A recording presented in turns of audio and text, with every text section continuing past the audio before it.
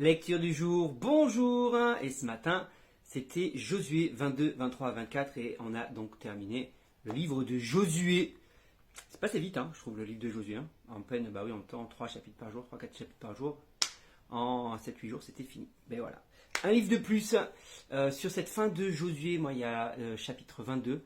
Je trouve très intéressant parce qu'il y a un conflit qui a failli éclater entre ceux qui ont pris des terres d'un côté du Jourdain, les 3 tribus, la 2 tribus, la demi-tribu de Manassé, là, et le reste du peuple, parce qu'ils ont construit un hôtel. Et au final, quand tu lis l'histoire, tu dis tout ça, c'est juste dû à un problème de compréhension et de communication. Certains ont cru que ça y est, ils allaient construire un hôtel pour adorer Dieu, et les autres disent non, non, on a juste construit un hôtel pour être sûr que vous allez vous rappeler qu'on fait bien partie du peuple et qu'on n'est pas un peuple à part et que vous nous attaquez pas. Donc on a construit une stèle en mémoire. Et les autres, voilà. Et je me dis combien de conflits éclatent juste à un problème de communication et de compréhension. On a cru que l'autre faisait ci, on a cru que l'intention de l'autre, on a prêté une intention sur l'action de l'autre qui est fausse. Et on s'emballe et on s'enflamme. Et quand je regarde ce qui se passe aujourd'hui sur les réseaux, je dis la plupart du temps c'est juste ça. On prête une intention à ce qu'il a fait l'autre et on s'enflamme et on se déchaîne, alors qu'en réalité, l'autre, si on lui laissait le temps de s'expliquer,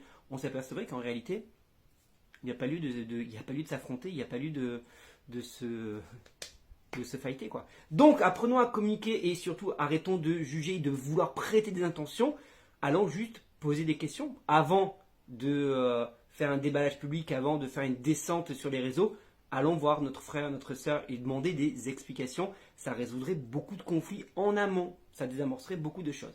Ça, c'est la première chose. Deuxième chose, j'aime au dernier chapitre comment Josué va challenger le peuple d'Israël en mode, vous ne serez pas, il va leur dire, mais je trouvais ça très fort, vous ne serez pas capable de servir l'Éternel. Vous allez lui désobéir. Et en même temps, il prophétise parce que c'est ce qui va passer.